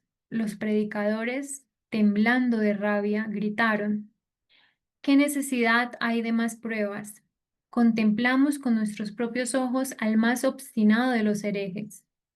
Imperturbable ante la tempestad, Jerónimo exclamó: ¿qué? ¿Suponen que temo morir? Me han retenido durante todo un año en un estado deplorable, más horrible que la muerte misma. Me han tratado con más crueldad que a un turco, judío o pagano, y mi carne se ha podrido literalmente en mis huesos vivo. Y sin embargo, no me quejo, porque la lamentación no le sienta bien a un hombre de corazón y espíritu. Pero no puedo dejar de expresar mi asombro ante tan gran barbaridad hacia un cristiano. De nuevo estalló la tormenta de ira, y Jerónimo fue llevado apresuradamente a prisión. Sin embargo, hubo algunos en la asamblea cuando sus Sin embargo, hubo algunos en la asamblea cuando sus palabras causaron una profunda impresión y desearon salvarle la vida. Fue visitado por dignatarios de la iglesia y se le instó a someterse al concilio. Se le presentaron las perspectivas más brillantes como recompensa por renunciar a su oposición a Roma. Pero al igual que su maestro, cuando se le ofreció la gloria del mundo, Jerónimo se mantuvo firme. Pruébenme con las Sagradas Escrituras que estoy en un error, dijo, y lo abjuraré. Las Sagradas Escrituras, exclamó uno de sus tentadores, lo son todo para ser juzgados por ellas. ¿Quién puede entender entonces hasta que la Iglesia las haya interpretado? O sea, eh, se presenta la falsa creencia que tenía la Iglesia romana para este momento, de que las Sagradas Escrituras eran válidas solamente si la Iglesia romana las interpretaba. De lo contrario, no. ¿Son las tradiciones de los hombres más dignas de fe que el Evangelio de nuestro Salvador? Respondió Jerónimo. Pablo no exhortó a aquellos a quienes escribió a escuchar las tradiciones de los hombres, sino que dijo, escudriñad las Escrituras.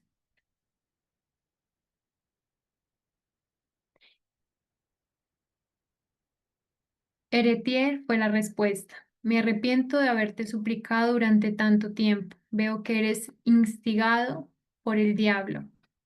Poco después de que se dictara sentencia de condenación sobre él, fue conducido al mismo lugar por el que Hus había entregado su vida. Siguió su camino cantando, su consejo, su presencia se iluminó de alegría y paz, su mirada estaba fija en Cristo, y para él la muerte había perdido sus terrores. Cuando el verdugo, a punto de encender la pira, se colocó detrás de él, el mártir exclamó, acércate con valentía, aplica el fuego delante de mi rostro. Si hubiera tenido miedo, no estaría aquí. Sus últimas palabras, pronunciadas mientras las llamas se elevaban a su alrededor, fueron una oración. Señor, Padre Todopoderoso, exclamó, ten piedad de mí y perdona mis pecados, porque tú sabes que siempre he amado tu verdad. Su voz cesó, pero sus labios continuaron moviéndose en oración. Cuando el fuego hizo su trabajo, las cenizas del mártir con la tierra sobre la que reposaban fueron recogidas y como las de Hus fueron arrojadas al Rin. Así perecieron los fieles portadores de la luz de Dios, pero la luz de las verdades que proclamaban la luz de su heroico ejemplo, no pudo extinguirse. Tanto podrían los hombres intentar hacer retroceder el sol en su curso como impedir el amanecer de ese día que incluso entonces estaba rompiendo sobre el mundo. La ejecución de Hus había encendido una llama de indignación y horror en Bohemia. Toda la nación sentía que había caído víctima de la maldad de los sacerdotes y de la traición del emperador. Se le declaró un fiel maestro de la verdad y el concilio que ordenó su muerte fue acusado de asesinato. Sus doctrinas atrajeron ahora mayor atención que nunca. Por los edictos papales, los escritos de Wycliffe habían sido condenados a las llamas, pero aquellos que habían escapado a la destrucción fueron sacados de sus escondites y estudiados en relación con la Biblia o con las partes de ella que el pueblo pudo obtener y muchos fueron así inducidos a aceptar la fe reformada. Los asesinos de Hus no se quedaron de brazos cruzados presenciando el triunfo de su causa. El Papa y el emperador se unieron para aplastar el movimiento y los ejércitos de Segismundo fueron lanzados sobre Bohemia. Pero surgió un libertador, Cisca, quien poco después del comienzo de la guerra quedó totalmente ciego, pero era uno de los generales más capaces de su época. Fue el líder de los bohemios. Confiando en la ayuda de Dios y en la rectitud de su causa, ese pueblo resistió a los ejércitos más poderosos que se les presentaron. Una y otra vez el emperador, reclutando nuevos ejércitos, invadió Bohemia, solo para ser ignominiosamente rechazado. Los husitas estaban por encima del miedo a la muerte y nada podía hacerles frente. Unos años después del comienzo de la guerra, el valiente Cisca murió, pero su lugar fue ocupado por Procopio, quien era un general igualmente valiente y hábil y en algunos aspectos un líder más capaz. Los enemigos de los bohemios, sabiendo que el guerrero ciego estaba muerto, consideraron la oportunidad favorable para recuperar todo lo que habían perdido. El Papa proclamó entonces una cruzada contra los husitas y de nuevo una inmensa fuerza se precipitó sobre Bohemia, pero solo para sufrir una terrible derrota. Se proclamó otra cruzada. En todos los países papales de Europa se reunieron hombres, dinero y municiones de guerra. Multitudes acudieron al estandarte papal, seguras de que finalmente se pondría fin a las herejías husitas. Confiando en la victoria, la vasta fuerza entró en Bohemia. El pueblo se unió para repelerlos. Los dos ejércitos se acercaron, hasta que solo un río los separó. Los cruzados eran muy superiores en fuerza, pero en lugar de cruzar el río y entablar batalla con los husitas, a quienes habían venido a enfrentar desde tan lejos, se quedaron mirando en silencio a estos guerreros. Entonces, de repente, un terror misterioso se apoderó de la hueste. Sin asestar un solo golpe, esa poderosa fuerza se desintegró y se desplomó, como si la hubiera disipado un poder invisible. Un gran número de ellos fueron masacrados por el ejército husita, que persiguió a los fugitivos, y un inmenso botín cayó en manos de los vencedores, de modo que la guerra, en lugar de empobrecer, enriqueció a los bohemios. Unos años más tarde, bajo un nuevo papa, se puso en marcha otra cruzada. Como antes, se reclutaron hombres y medios de todos los países papales de Europa. Grandes fueron los incentivos ofrecidos a quienes se embarcaran en esta peligrosa empresa. El perdón total de los crímenes más atroces estaba asegurado para cada cruzada. A todos los que murieron en la guerra se les prometió una rica recompensa en el cielo, y los que sobrevivieran cosecharían honor y riquezas en el campo de batalla. De nuevo se reunió un vasto ejército y cruzando la frontera entraron en Bohemia. Las fuerzas husitas retrocedieron ante ellos, atrayendo así a los invasores cada vez más lejos hacia el interior del país y llevándolos a considerar la victoria ya ganada. Por fin el ejército de Procopio se detuvo y volviéndose hacia el enemigo avanzó para presentarles batalla. Los cruzados descubrieron ahora su error, permanecieron en su campamento esperando el ataque. Al oírse el sonido de la fuerza que se acercaba, incluso antes que los husitas estuvieran a la vista, el pánico volvió a apoderarse de los cruzados. Príncipes, generales y soldados rasos, arrojando sus armaduras, huyeron en todas direcciones. En vano, el legado papal, líder de la invasión, intentó reagrupar a sus aterrorizadas y desorganizadas fuerzas. A pesar de sus denodados esfuerzos, él mismo fue arrastrado por la marea de fugitivos. La derrota fue total, y de nuevo un inmenso botín cayó en manos de los vencedores. Así, por segunda vez, un vasto ejército enviado por las naciones más poderosas de Europa, una hueste de hombres valientes y guerreros, entrenados y equipados para la batalla, huyó sin un golpe ante los defensores de una nación pequeña y hasta entonces débil. Los invasores aquí hubo una manifestación del poder divino. Los invasores fueron heridos por un terror sobrenatural, el que derrotó a las huestes del faraón en el Mar Rojo, que puso en fuga los ejércitos de Madián ante Gedeón y sus 300, que en una noche abatió las fuerzas del del poderoso asirio. Había extendido de nuevo su mano para marchitar el poder del opresor. Allí estaban con gran temor, donde no había temor, porque Dios ha esparcido los huesos del que se alza contra ti, los ha avergonzado, porque Dios los ha despreciado. Los líderes papales, desesperando de conquistar por la fuerza, desesperados de conquistar por la fuerza, no, los líderes papales desesperados de conquistar por la fuerza, finalmente recurrieron a la diplomacia. se llegó a un compromiso que, si bien pretendía conceder a los bohemios libertad de conciencia, en realidad los entregaba al poder de Roma. Desde, los tiempos, hermanos, de Hus, cuando se le hizo creer que bajo un salvoconducto él podía regresar a su ciudad sin que hubiese problema alguno, o sea, sin que fuese arrestado, y que luego fue traicionado por esa iglesia a la que fue devoto, se evidenció la crueldad con la que Roma se movía.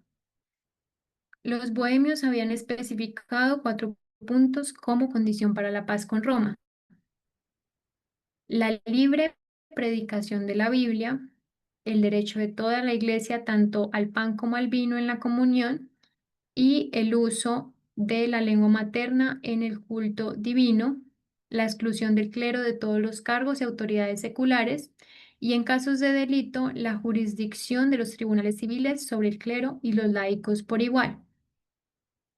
Pues vamos a repetir esta parte, hermanos. Los bohemios habían especificado 4 puntos como condición para la paz con Roma. Habían especificado que debía haber una libre predicación de la Biblia, que debía haber el derecho de toda la iglesia, tanto al pan como al vino en la comunión. Era un pueblo que seguía aún sujeto a las tradiciones de Roma. Y el uso de la lengua materna en el culto divino. La exclusión del clero, exigían la exclusión del clero de todos los cargos y autoridades seculares, y en casos de delito la jurisdicción de los tribunales civiles sobre el clero y los laicos por igual. Las autoridades papales finalmente acordaron que se aceptaran los 4 artículos de los husitas, pero que el derecho de explicarlos, es decir, de determinar su significado preciso, perteneciera al concilio. En otras palabras, al Papa y al emperador. Sobre esta base se firmó un tratado y Roma obtuvo, mediante disimulación y fraude, lo que no había logrado mediante el conflicto, pues al basar su propia interpretación en los artículos husitas, como en la Biblia, podían pervertir su significado para adaptarlo a sus propios beneficios. Una gran clase en Bohemia, al ver que traicionaba sus libertades, no pudo consentir el pacto. Surgieron disensiones y divisiones que llevaron a conflictos y derramamiento de sangre entre ellos. En este conflicto cayó el noble Procopio y las libertades de Bohemia perecieron. Segismundo, el traidor de Hus, y Jerónimo, ahora convertido en rey de Bohemia, independientemente de su juramento de apoyar los derechos de los bohemios, procedió a establecer el papado, pero había ganado poco con su sumisión a Roma. Durante 20 años su vida había estado llena de trabajos y peligros. Sus ejércitos se habían desperdiciado y sus tesoros vaciados por una larga e infructuosa lucha.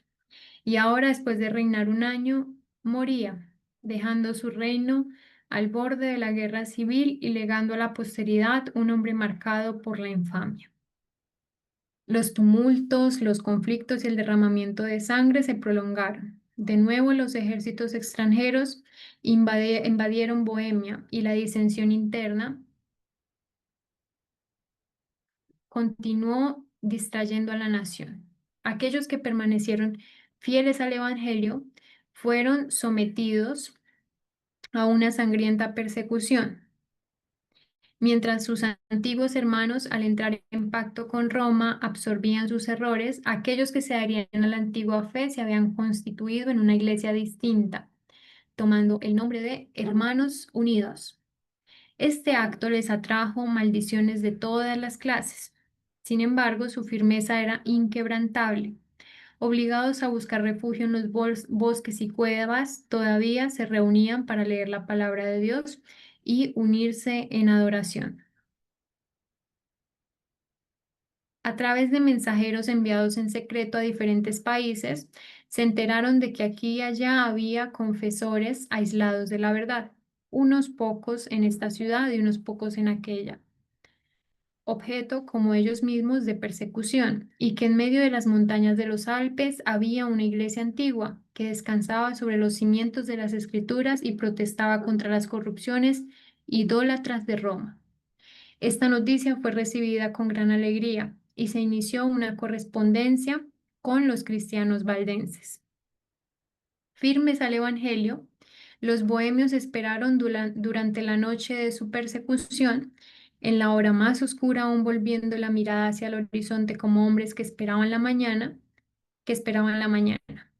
Su suerte estaba echada en días malos, pero recordaron las palabras pronunciadas por primera vez por Hus y repetidas por Jerónimo, que un siglo debe girar antes de que amanezca. Estas fueron para los husitas lo que las palabras de José fueron para las tribus en la casa de servidumbre. Yo muero y Dios seguramente os visitará y os sacará. El periodo final del siglo XV fue testigo del lento pero seguro aumento de las iglesias de los Hermanos Unidos. Aunque lejos de ser molestadas, disfrutaron de un descanso relativo. A principios del siglo XVI, sus iglesias contaban con 200 en Bohemia y Moravia. Tan bueno fue el remanente que, escapando de la furia destructiva del fuego y la espada, se le permitió ver el amanecer de ese día que Hus había predicho. Bueno, hermanos, hemos concluido con totalidad, gracias a Dios, la lectura de este capítulo. Eh, Fue un capítulo un poco más extenso que los anteriores, donde se nos enseña, se nos muestra un poco con más claridad, se nos muestra con más claridad el- la obra que Dios hace, que escapa de nuestro entendimiento, pero también se nos presenta con claridad el carácter de la Iglesia romana. Desde el principio, esta iglesia ha, ha tenido una falsa presunción de humildad y es algo que hasta el día de hoy conserva en medio de el contraste que hasta el día de hoy se puede realizar de la iglesia que tuvo nuestro Señor Jesucristo cuando estuvo en la tierra a la pomposa y llena de atavíos de iglesia que hoy sigue teniendo para sí el, el- el que ellos llaman el vicario de Cristo en la tierra. En este caso, hermanos, quiero escucharlos, preguntas, si tienen comentarios.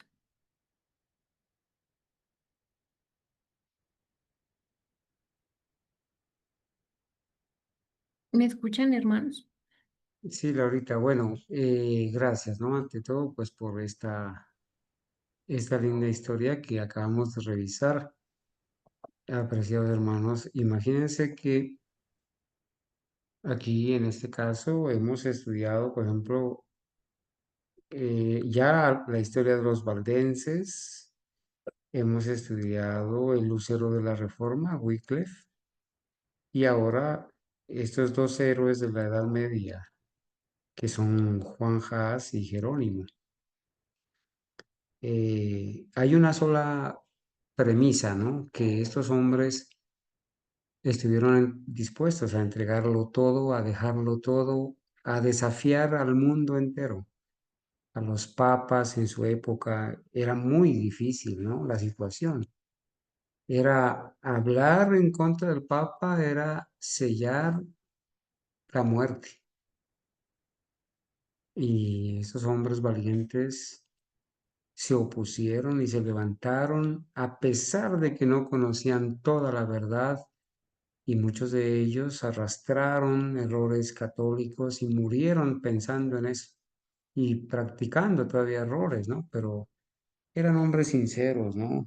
Hombres fieles a un sagrado cometido que era predicar la verdad. ¿Qué tal si nosotros copiáramos el espíritu de estos reformadores? ¿Qué pasaría? habría persecución, ¿verdad? Habría persecución. ¿Qué tal nosotros fuéramos a los parques o a las puertas de las iglesias católicas y claváramos la verdadera ley de Dios o hiciéramos un listado de todas las herejías católicas? ¿Quién de nosotros se atreve a ir a un templo adventista y entregar un volante con las más de 100 razones para retirarse de la denominación adventista? O ir y pegar allí en las puertas de esos templos unos volantes o entregarles a los que salen.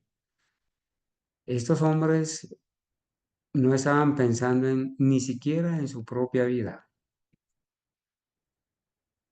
Desafiaban el error, desafiaban la mentira, ¿no? Y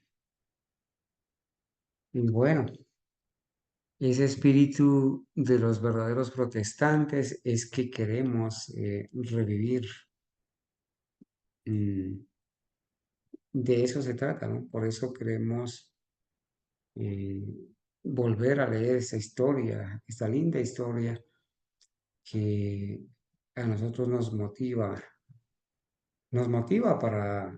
para seguir adelante, ¿cierto? Se acerca la época donde hemos, tendremos que dar razón de nuestra fe. Se acercan los días donde tendremos que gritarle al mundo a viva voz los pecados de Babilonia, denunciarlos. Se acerca el tiempo donde nosotros tenemos que saber de verdad en qué y en quién hemos creído. Se va a levantar en contra nuestra la misma familia, los jefes, los profesores, los vecinos, los falsos hermanos, se van a levantar en contra nuestra. Y quizás tengamos que pasar por amarguras, pero dice el Señor Jesucristo dijo que el reino de los cielos es para los valientes. Si nosotros no estamos dispuestos a hablar, a enfrentar estos errores, a dar todo lo que tenemos para defender la verdad, lo más seguro es que vamos a terminar del lado del enemigo, persiguiendo a los verdaderos hermanos. Entonces, pues, recordar estas historias, hermanos, es muy alentador.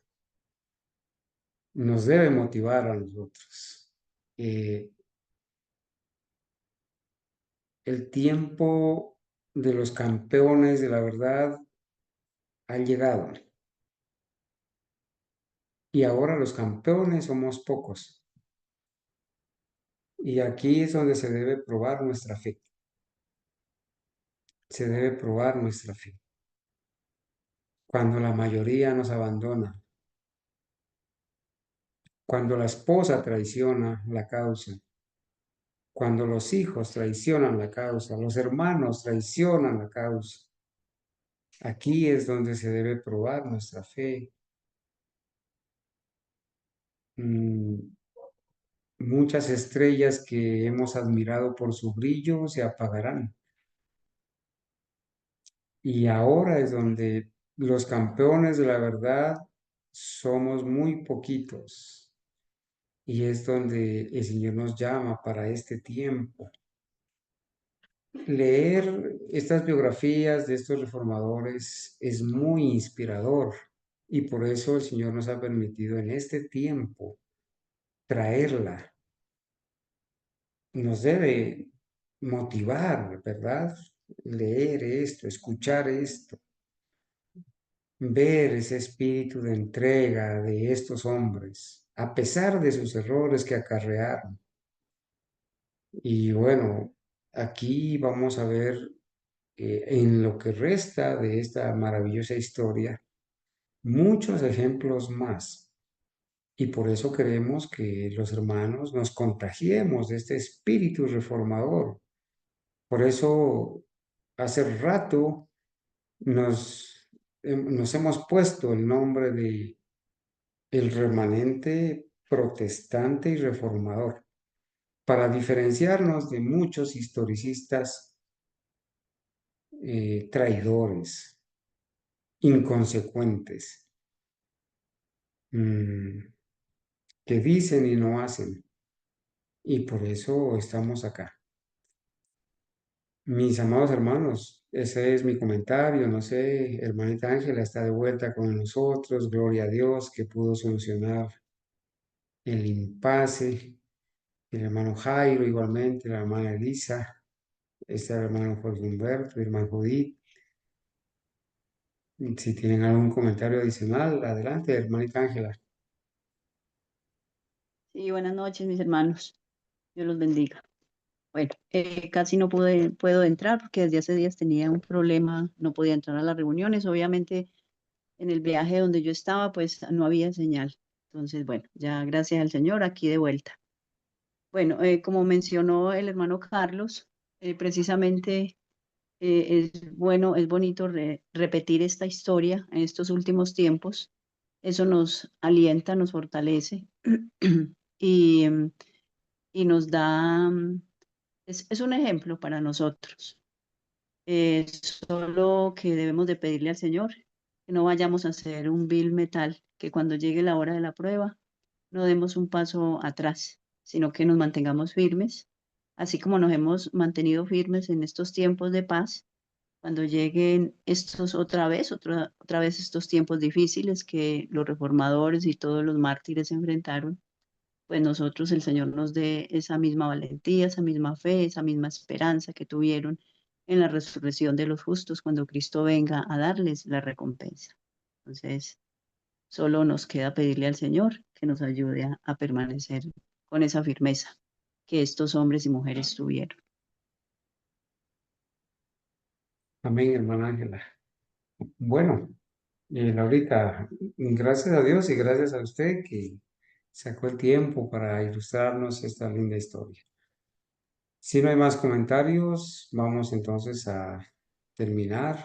Hermanita Ángela, usted que está de vuelta, por favor, podría hacer la oración para finalizar y Amén. luego estaremos escuchando nuestro himno tema de este espacio para hacer eco de la historia que acabamos de leer.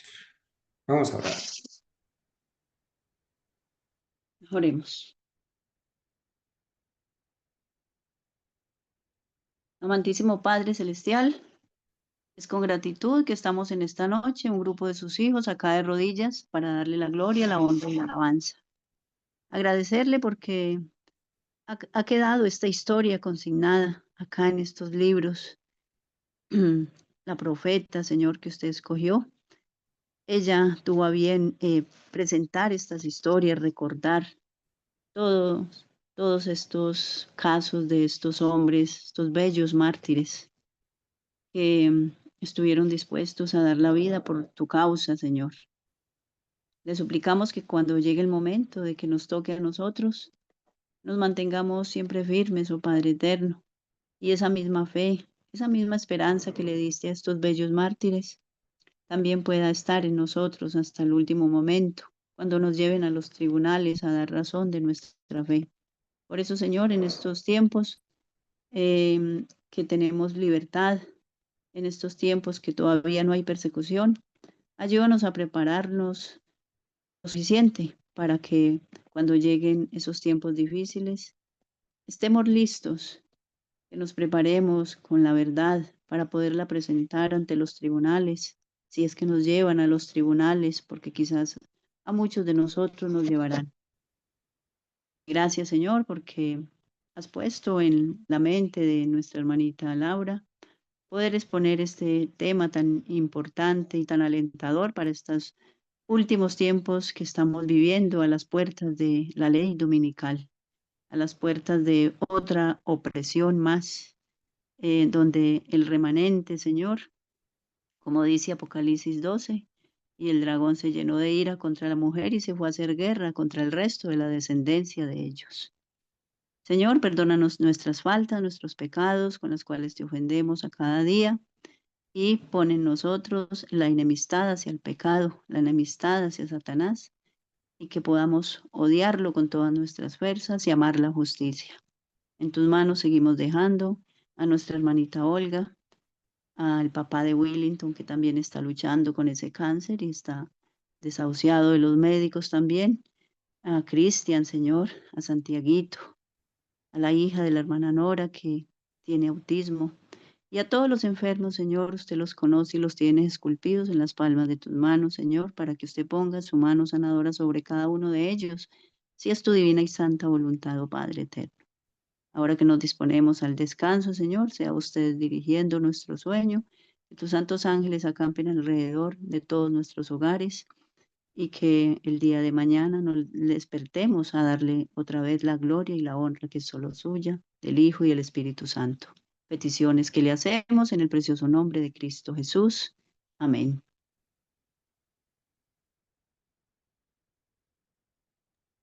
Amén.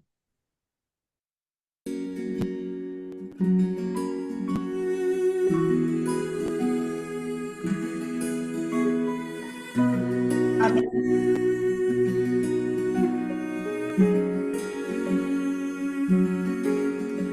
No hay calles que recuerden tu nombre y nunca habrá un desfile en tu honor, ni una estatua, ni una flor que señale que un hombre murió.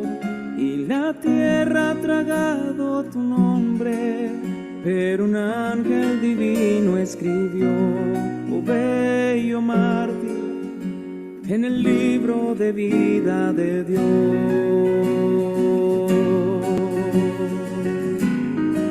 Su delito fue creer la palabra y entregar al mundo el buen libro de Dios. Como hereje se le condenó a los ojos del inquisidor, y moriste en el fuego y la hoguera, pero nunca negaste tu fe, oh bello mártir, por ti muchos pudimos creer. Cada letra en tu Biblia está escrita con la sangre de hombres de Dios, oh bello mártir, oh bello mártir, tu legado fue la salvación.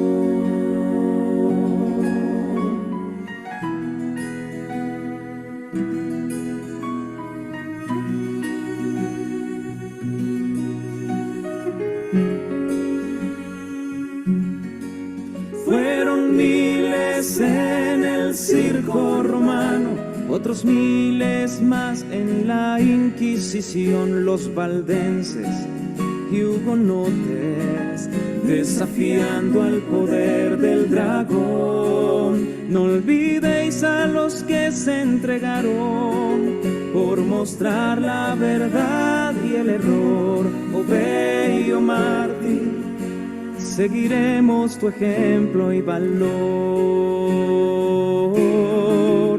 John Huss y Wycliffe abrieron la brecha, Lutero en la iglesia sus tesis clavó, y a este mundo trastornaron, y los pueblos alzaron su voz, y la Biblia rompió sus cadenas, la verdad en este mundo llenó, oh bello mártir, oh bello mártir, oh bello mártir, tu verdad a mis manos llegó, tu verdad a mis manos